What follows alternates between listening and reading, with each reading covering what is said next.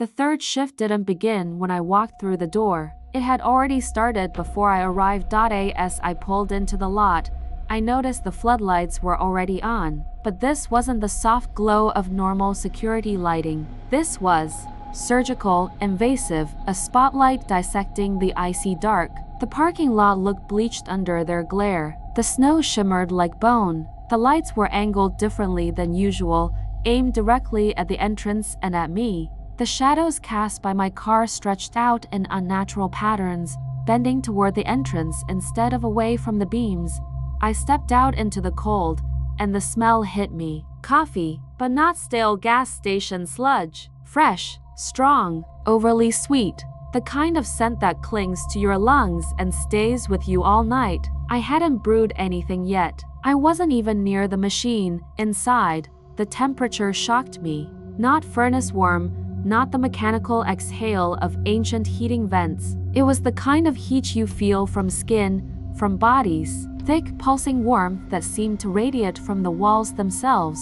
There was an undercurrent of something more organic in the air, like breath or fur or blood warming a cold space. The hum was back. It came from the floor, the walls, and the ceiling. Not loud, but omnipresent. A bass tone you didn't hear so much as feel in your bones. It didn't stop. When I stopped moving, it seemed to synchronize with my heartbeat. The logbook was already open. The pen lay across the page, but it wasn't alone. 2 sugar packets and a creamer sat beside it the exact way I take my coffee. I'd never told anyone that. A napkin had been folded underneath, with a corner pulled slightly back as if inviting me to look. I didn't. There was no note from Roy. No sign of Roy at all. 11:48 p.m. Station fully active before my entry. Personalized items prepared. Environment anticipatory. Roy absent. I stepped past the register. The warmth pressed tighter against me. Where the blood smear had been the night before, there was now a feather. Long, black, glossy. Too big to belong to any regional bird. It shimmered when I turned my head, catching light in unnatural angles. I leaned closer and noticed the feather's edges frayed into threads, but not from damage. It looked like it had grown that way, designed for unraveling. When I touched it, it twitched. Just a fraction. Enough to make me yank my hand back. It was cold. Too cold. My fingers ached from the contact. The chill sank in deeper than the skin could feel. I could feel it behind my eyes. I wrapped it in a rag and placed it in the drawer below the counter. 11:51 p.m. Large feather discovered. Physical anomalies. Luminescence, cold to the touch, possible kinetic response. Stored, secondary symptoms. Fingertip numbness, visual distortion lasting 3 seconds. I checked the doors. The rear is still locked. Bathroom door blocked from the inside by the air freshener again. I didn't touch it. The scent from the spray can had gone stale, but the nozzle showed signs of recent use. The rules weren't in the drawer. They were posted all over the station. In strange places. Inside the cooler. Taped under the coffee maker. Folded inside a candy bar wrapper. One was wedged between 2 freezer items. Each one was printed clearly. Black ink. Bold font. Revised operational protocols. Night 3. Do not say your name inside the station. If the TV turns on, you must watch until the image ends. At 12:30 a.m. You will hear knocking from the freezer. Ignore it. Anyone wearing mirrored sunglasses must not be looked at. Do not access the surveillance feed after 3 o'clock m. Do not touch the second logbook. Final rule. If the station speaks, answer honestly. It already knows if you're lying. I gathered the rules and laid them beside the open logbook. That final line made my pulse spike. I could hear it echo in my ears. I didn't speak aloud. I just listened. At midnight, chanting started, voices, layered, rhythmic, not language, not even sound, really. Something older than those. The vents exhaled a sound like breath, trying to become words. Then the pitch shifted. It echoed through the building in waves. Each rise and fall was timed like it were waiting for a reply. The temperature in the room dropped. My ears rang. The metal surfaces began to frost. Static gathered in the air, crawling across my skin like electricity. It lasted 6 minutes, midnight. Vocalization event through ventilation, language unidentifiable, duration 6 minutes, environmental change, decreased temperature and pressure shift, electrical charge sustained for 20 seconds post-event. At 12:18, the television turned on. I hadn't touched it, I hadn't plugged it in. The screen hissed with thick static, then images formed. A dead tree, a slanted house, a faceless man, all in black and white. The figure waved. Its arm moved too fluidly, as though underwater. The background seemed to breathe. The lights in the ceiling flickered. The image vanished. One bulb shattered. The hum returned. 12:18 a.m. CRT activated autonomously. Sequence. Tree house figure. Display lasted 23 seconds. After Effects. Bulb. Failure. Station-wide electrical ripple. Emotional response. Disorientation. Fear. Derealization. 12:30. Knock.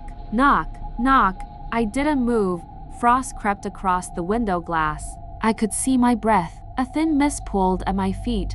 Then a voice whispered my name. Not just my first name, my full legal name. No one had spoken it in a year, but the voice knew how I said it. The rhythm, the pronunciation, my exact cadence. I said nothing. 12:30 a.m. freezer event. Triple knock followed by vocal mimicry. Subject unresponsive. No breach. Vocal pattern matched the subject's internal recollection. 12:52 a.m. door chime. A man entered. Tall, still, wore mirrored sunglasses. Windbreaker zipped to the throat. No sound from his shoes. The air didn't move around him. He asked for gum. Paid in coins I didn't recognize. They were too heavy, too cold. They vibrated faintly in my palm before I slid them into the till. His sunglasses reflected everything but me. 12:52 a.m. transaction with unknown individual. Currency untraceable. Visual contact avoided. Anomalous behavior. The environmental temperature dropped 4°F during the presence. At 2:50 a.m., the second logbook appeared. Same size, same shape. It was wet. The paper curled at the edges, but the ink was dry. Page 1 had my name. Page 2 said, in looping cursive, "You are home." I sealed it in a drawer. Put the feather on top. 2:50 a.m. duplicate logbook event. The message suggests station ownership or assimilation. Item quarantined. Object proximity induced a sensation of vertigo and familiarity. At 3:10 a.m., I slipped, checked the cameras. Every feed showed a different reality. 1. The station is submerged in water. 2. Total darkness. Only breathing. 3. Me, hunched and writing with a bleeding hand. 4. A vacant room, the logbook turning pages on its own. I shut off the system. My hands were shaking. I don't remember hitting the switch. 3:10 a.m. rule breach. Surveillance. Feed shows non-physical realities. Psychological distress recorded. Reflexive termination of monitor. Symptoms.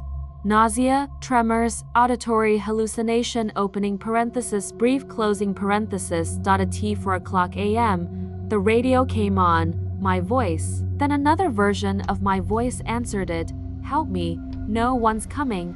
I asked aloud, "What do you want?" The answer came without delay. A witness. 4:00 a.m. vocal duplication via radio. Verbal engagement confirmed. Stated goal. Observation. Documentation. Tone calm, non-threatening. Intent unclear. At 4:30 a.m., the lights dimmed again. The clock reset to noon, then corrected itself. The humming paused for 5 seconds. An envelope sat on the counter. Inside, $200 in crisp bills. Next to it, a handwritten note. My handwriting. Good work. Stay sharp. I hadn't written it, but I remembered thinking it. I remembered the exact moment. The phrase formed in my head hours earlier. The handwriting matched it perfectly. Outside, nothing moved. No wind, no birds, just silence. The shift ended, but I didn't feel like I had left. The station had changed. It had opened up, and something behind its walls had taken notice of me. Log conclusion.